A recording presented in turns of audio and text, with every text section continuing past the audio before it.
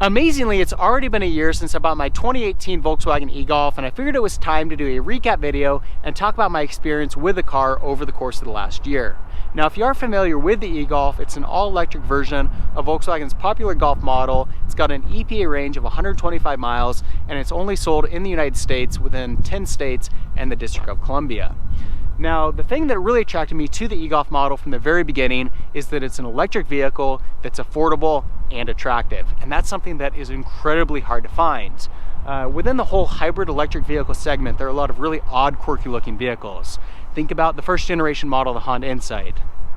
Every generation of the Toyota Prius, the Tesla Cybertruck. Very bizarre looks on all of those vehicles, and there are many others that follow suit within this segment. Now, of course, there's the Audi e-tron, the Tesla Model 3, the Model S, number of vehicles out there that do look good, but they're very expensive. In comparison, the e-Golf is very affordable. So those were the things that really attracted me to the vehicle from the very beginning.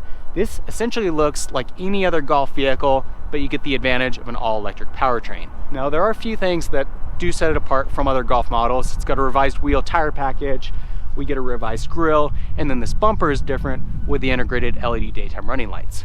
I've also made a few changes to the vehicle to give it a more sporty look. You'll see that I've got the Golf R style headlights, the Golf R wheels, really spruce up the vehicle, give it a more sporty premium look. Overall though, you can see it's a really great looking vehicle. It's got nice, clean, conservative styling, something that's very typical for that Volkswagen brand, and overall comes together very nicely. Now, the Golf model isn't really a vehicle I would have considered buying unless it was offered in this electric powertrain. Typically, I prefer a vehicle that's a little bit more spacious, has a trunk or more space in the rear, maybe a station wagon or an SUV. But because this is a good looking vehicle, it's affordable and it's electric, I figured to give it a try, and overall I've been very pleased with the vehicle. Now, in terms of drivability and performance, I've been very pleased with the e-Golf. It's quiet, it's smooth, it's comfortable, it's got great steering feel, great handling, it's very quick off the line, and just overall, it's a lot of fun to drive. Now, as much as the Golf model is a great platform to begin with, I feel like the e-Golf makes it even better because it's got that really heavy battery pack sitting down low. It pulls down that center of gravity to improve that handling, and then you've got that instant torque off the line. It's like an electric go-kart. It's a ton of fun to drive. On top of that, the performance in terms of range has been very good, despite the fact that I've got those Golf R wheels on it, which are larger, heavier, and have a higher rolling resistance than the stock wheels that you get on the e-Golf. I've still seen a range between about 125 and 145 miles, and it hasn't diminished at all over the course of the last year and roughly 6,000 miles. I do want to point out that my driving of the vehicle may be a little bit different from your experience. I don't do a lot of highway driving. I don't do too much hill climbing, and so that helps out with the range a little bit. Those are really the areas where I feel like the range diminishes the most, and so I kind of sit in that like 30 to 35 mile an hour driving around town. You don't have as much wind resistance, not as much rolling resistance. Helps with that range a little bit, but again, for the way that I use the vehicle, I've been very pleased with the range. Now, because this is a Volkswagen, a question that definitely comes up is reliability. Volkswagen doesn't have the best reputation for reliability, but I'm happy to report I have not had a single issue with the vehicle so far. In fact, because it's an electric vehicle, I haven't even had to do any maintenance. So of course you don't have oil changes, haven't even had to go to a gas station. It's been zero issues in that sense. I have noticed a really slight kind of tin can noise, almost like a rattle at lower speeds. I haven't really been able to isolate what might be causing that enough to actually take it into the dealer to have them take a look.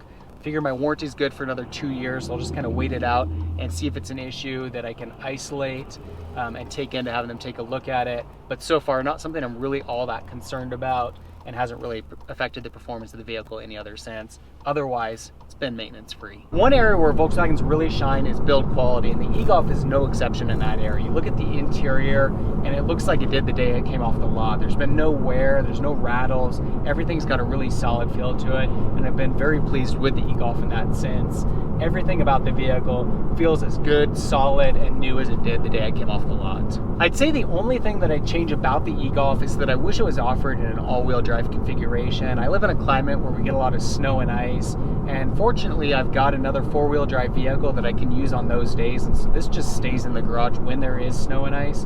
But it'd be really nice if they offered it in that all-wheel drive configuration. I do think that at some point when this vehicle gets replaced, it's going to be for an all-wheel drive electric vehicle, maybe an Audi e-tron, once those prices come down a little bit. But that's really the only thing that I could really complain about with this vehicle, is that it's only offered in front-wheel drive, and it's not going to be the best when it comes to driving in snow and ice.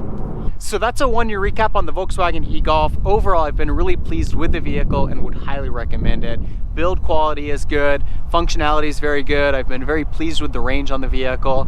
It's quiet, it's comfortable, it's fun to drive, and just all around a really solid vehicle.